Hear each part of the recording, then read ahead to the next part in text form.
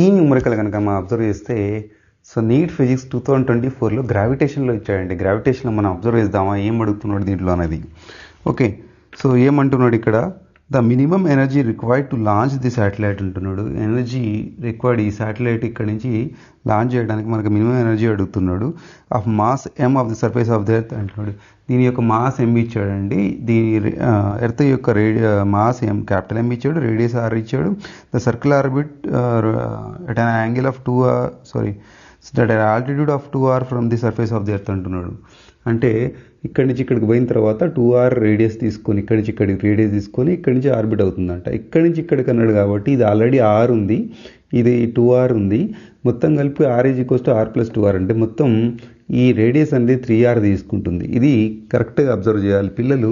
దీన్నే సరిగా అబ్జర్వ్ చేయక సో మనకి మ్యాక్సిమం ఆన్సర్స్లలో రాంగ్ కనబడుతుంది. ఓకే, ఇక్కడ అబ్జర్వ్ చేద్దాం ఏమేమి ఉన్నాయి అనేది.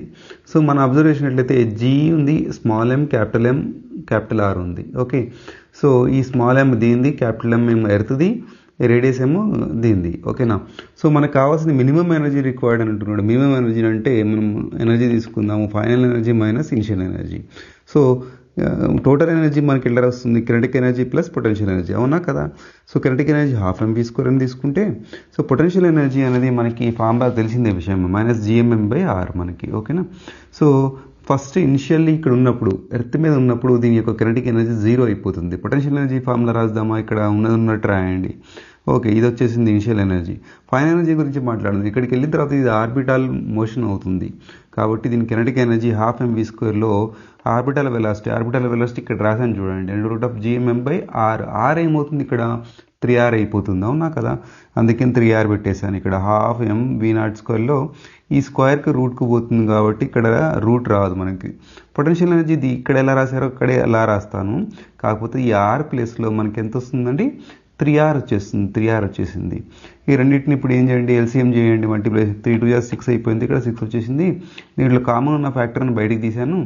సో మిగతా మిగిలింది ఏంటి, 6 మనకి ఎల్సిఎం. సో ఇక్కడ 1 - 2 వస్తుంది, -gmm/6r వస్తుంది. ఈ రెండింటిని ఇప్పుడు మనం సబ్ట్రాక్ట్ చేద్దామండి. ఫస్ట్ ఫైనల్ని, ఈ ఫైనల్ అంటే ఈ వాల్యూ పెట్టేశాను ఇక్కడ నేను. Okay, so next initial value ఇక్కడ కూడా మనకి మైనస్లో వచ్చింది. --- ఏమవుతుంది, ప్లస్ అయిపోతుంది, gmm/r ఇక్కడ.